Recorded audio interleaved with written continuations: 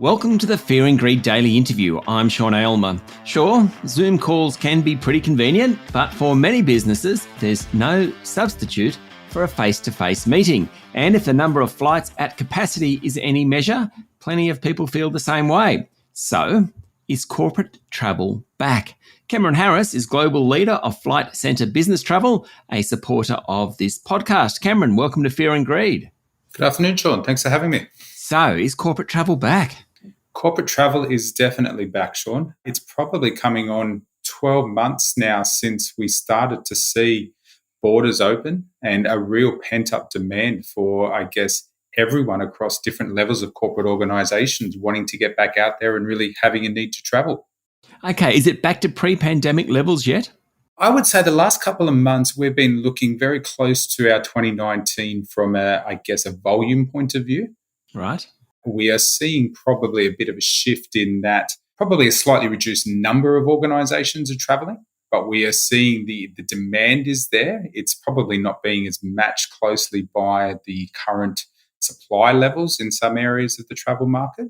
And I guess what we're also seeing, the overall spend is there for customers, but that's somewhat being impacted by the environment that we're in with inflated air prices at the moment, which is really a supply and demand balancing act.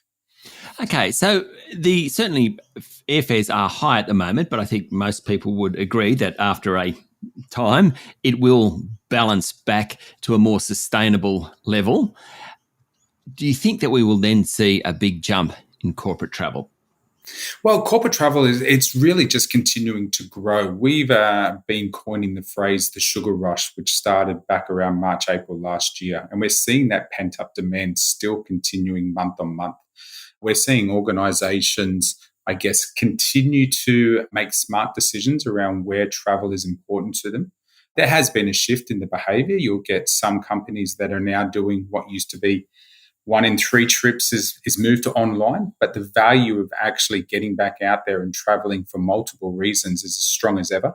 And we're now seeing a good percentage of customers that were still yet to travel since borders open, now having a lot more confidence as this calendar year has also opened up as well. So we've probably got 2 parts there. One, the customers that really have ramped things up since March last year, and those that are now just coming back online as confidence starts to grow as well. So where is it busiest? I presume Sydney, Melbourne is always busiest, but, Canberra, the capital cities, Brisbane, Perth, etc.? Well, we generally find what we call the Golden Triangle, the Sydney, Melbourne, Brisbane route is traditionally the busiest. However, we've also had a good demand within the regional areas. So a lot of the resource sectors, a lot of the health sectors, we're seeing, those regional Queensland areas or those regional WA areas have been strong throughout this period. There was a lot of organisations that kept on travelling through COVID just because their businesses required it. From an international level, our main routes that have opened up, New Zealand has been strong since day one, back to North America. And then the UK has been strong in sort of the last 6 months as well. Asia is the area that we're starting to now get a lot of inquiry as China has opened back up. So we expect that to be the next hot destination from a corporate perspective over the next couple of weeks. Does Zoom save money? No, I'm being devil's advocate here. No, look, I'll be honest. There's certain meetings. I'm fortunate or unfortunate to travel a fair bit for work, and there are certain meetings that I will now conduct on Zoom or on digital platforms. So in one way, yes, it does. But what we've found, it's now been integrated into companies' overall travel programs. So we know there are certain meetings or interactions that have a time and a place on technology, but there is still a large percentage of travel that is back in a face-to-face environment. Stay with me, Cameron. We'll be back in a minute.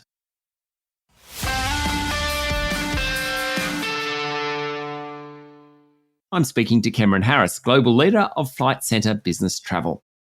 Okay, so let's bring it back to smaller businesses, SMEs. What are they looking for in corporate travel?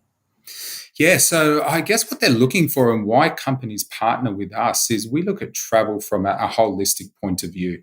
Many people think travel is just jumping online and just booking a flight. For us, we really look at it from an end-to-end, and SMEs are generally time poor or resource poor, and therefore they've got to, prioritise what they can outsource to the experts.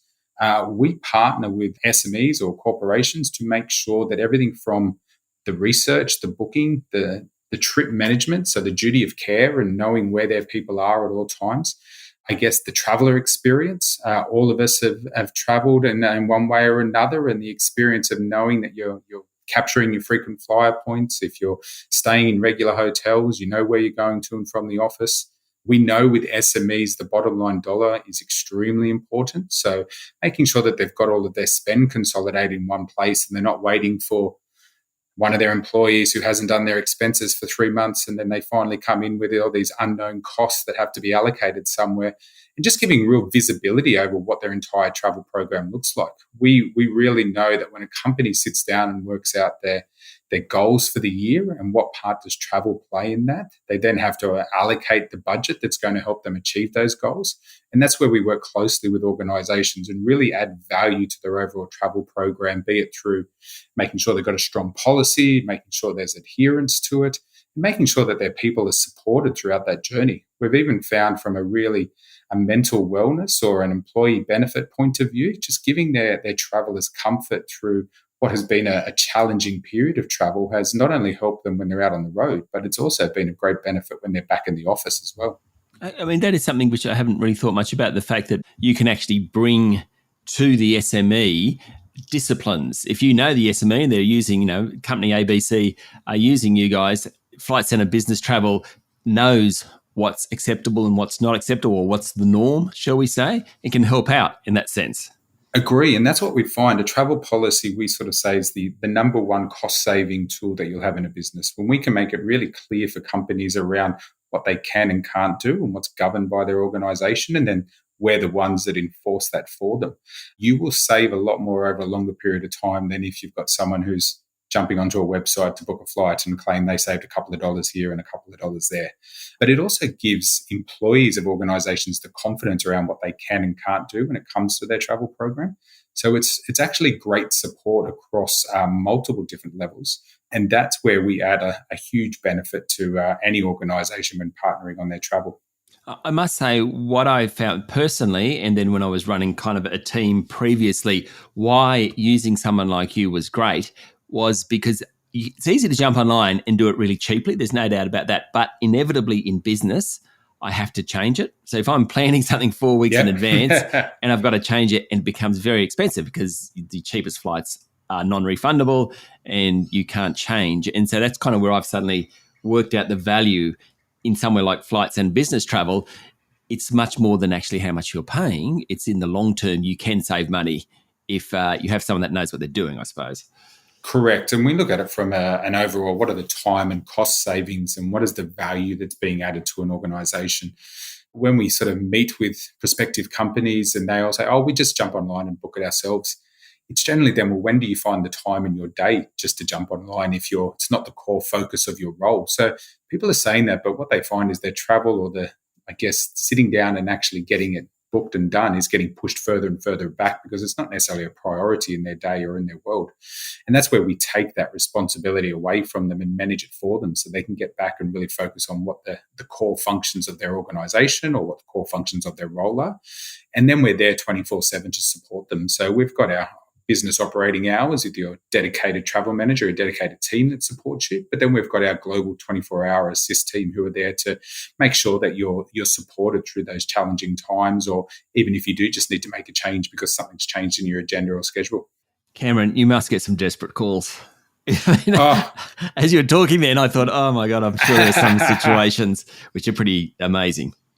Yeah, and that's where our team of experts across Flight Centre Business Travel are put up on a pedestal once they partner with these organisations, because some of the guidance or the expertise or the situations that they navigate people through or help them out with, there's many different varying weird and wonderful challenges they face. Yeah. Bit of a Dorothy Dixer for you. The last question, Cameron Harris. Tell me about the Corporate Travel Grant Program, which is, of course, being run by yourselves, Flight Centre Business Travel. Yeah, so the Corporate Travel Grant is back after a little hiatus across the COVID period. And this is an initiative where we want to make sure that we can support the backbone of the economy, the SME businesses out there. And what we've done is we've put together a $30,000 travel grant for the winner that will see them have, I guess, greater support and a budget for them to be able to put towards their travel expenses for the next year.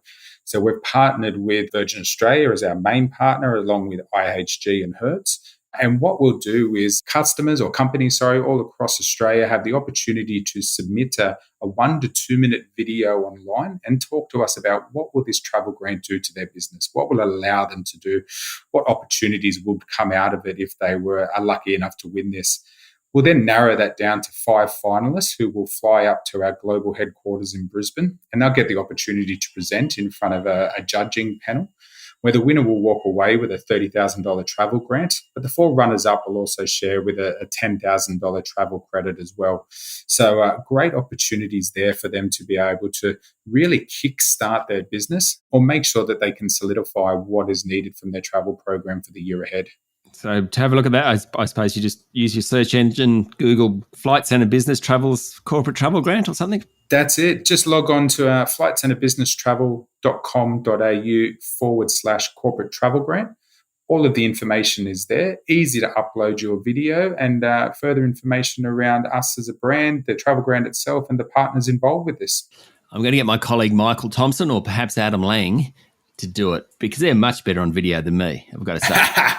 Oh, look, and some of the entries we get are fantastic. Like Creative. We don't want to put pressure on people at all. It's a matter of you conveying what it actually means to you as an organization. So we've had finalists that have filmed it in the middle of a mine site just on their iPhone. We have others that go to the limit of bringing in production companies. But it's really up to you as an organization how you present it. But the judging is based on what this travel grant will mean to you and what a difference it makes. I can give you the insight that one of our previous winners, Almo Milk, they were fortunate enough to win this back in, I think it was around about 2019, which meant that it gave them the opportunity to really grow their distributors, and sales went up by 200%. They grew in new markets across Asia. And they went on to grow a new product range as a result of it. So the impact it actually has is huge for these businesses. So, yeah, we want to see everyone entering because we really want to get behind those SMEs as well. Fantastic. Cameron, thank you for talking to Fear and Greed. Fantastic. Thanks for having me, Sean. That was Cameron Harris, Global Leader of Flight Centre Business Travel, a supporter of this podcast. This is the Fear and Greed Daily Interview. Join us every morning for the full episode of Fear and Greed, Australia's most popular business podcast. I'm Sean Aylmer. Enjoy your day.